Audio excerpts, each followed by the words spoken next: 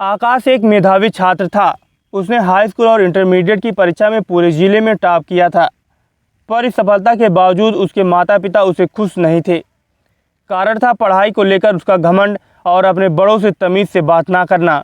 वह अक्सर ही लोगों से ऊंची आवाज़ में बात किया करता था और अकारण ही उनका मजाक भी उड़ाता था। खैर, दिन बीतते गए और देखते देखते आकाश स्नातक भी पास हो गया।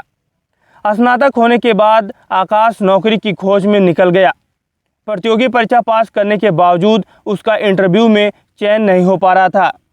आकाश को लगा कि अच्छे अंक के दम पर उसे आसानी से नौकरी मिल जाएगी, पर ऐसा ना हो सका।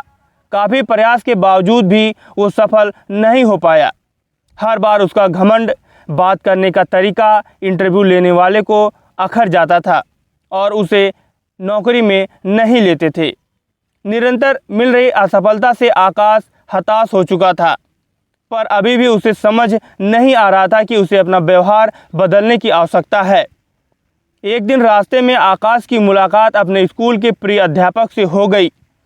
वह उन्हें बहुत मानता था और अध्यापक भी उसे बहुत स्नेह करते थे। आकाश ने अध्यापक को सारी बात बताई। चूँकि अध्यापक आकाश के व्यवहार से परिचित थे, तो उन्होंने कहा कि कल तुम मेरे घर आना, तब मैं तुम्हें इसका उपाय बताऊंगा।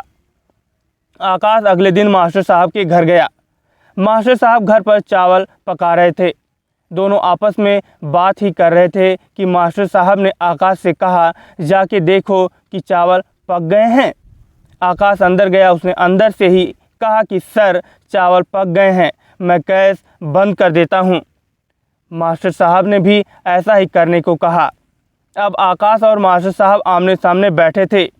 मास्टर साहब आकाश की तरफ मुस्कुराते हुए बोले, आकाश, तुमने कैसे पता किया कि चावल पक गए हैं? आकाश बोला, ये तो बहुत आसान है मास्टर साहब।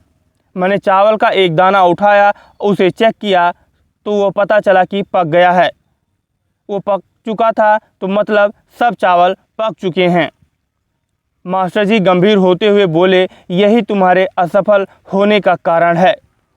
आकाश उत्सुकतावश मास्टर साहब की तरफ देखने लगा। मास्टर साहब समझाते हुए बोले कि एक चावल के दाने ने पूरे चावल का हाल बयां कर दिया। सिर्फ एक चावल का दाना काफ़ी है यह बताने को कि अन्य चावल पके हैं या नहीं।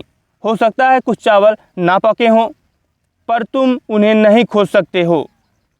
सिर्फ खाते वक्त ही अपना स्वभाव बताएंगे। इसी प्रकार मनुष्य कई गुणों से बना होता है। पढ़ाई लिखाई में अच्छा होना उन्हीं गुणों में से एक है, पर इसके अलावा अच्छा व्यवहार, बड़ों से सम्मान के साथ बात करना, छोटों के प्रति प्रेम, सकारात्मक दृष्टिकोण, ये भी मनुष्य के आवश्यक गुण हैं और सिर्फ पढ़ाई लिखाई में अच्छा होने से कहीं ज़्यादा ज़रूरी हैं। तुमने अपना एक गुण तो पका लिया, पर बाकियों की तरफ ध्यान नहीं दिए। इसलिए जब कोई तुम्हारा इंटरव्यू लेता है तो तुम उसे कहीं से पके और कहीं से कच्चे लगते हो, और अधपके चावल की तरह ही कोई इस तरह के कैंडिडेट को भी पसंद नहीं करता। आकाश को अपनी गलती का एहसास हो चुका था। वो अब मास्टर जी के यहाँ से नई एनर्जी लेके जा रहा था। साथियों, हमारे जीवन में भी कोई ना कोई बुराई होती है जो हो सकता है हमें खुद नज़र ना आती हो, पर सामने वाला बुराई तुरंत भांप लेता है। अतः हमें निरंतर यह प्रयास करना चाहिए कि हमारे गुणों से बना चावल का एक एक दाना अच्छी तरह से पका हो, ताकि कोई हमें कहीं से चखे उसे हमारे अंदर पका हुआ दाना मिले। धन्यवाद दोस्तों। अगर यह कहानी आपको पसंद आए तो आप हमारे चैनल को सब्सक्राइब ज़रूर करें।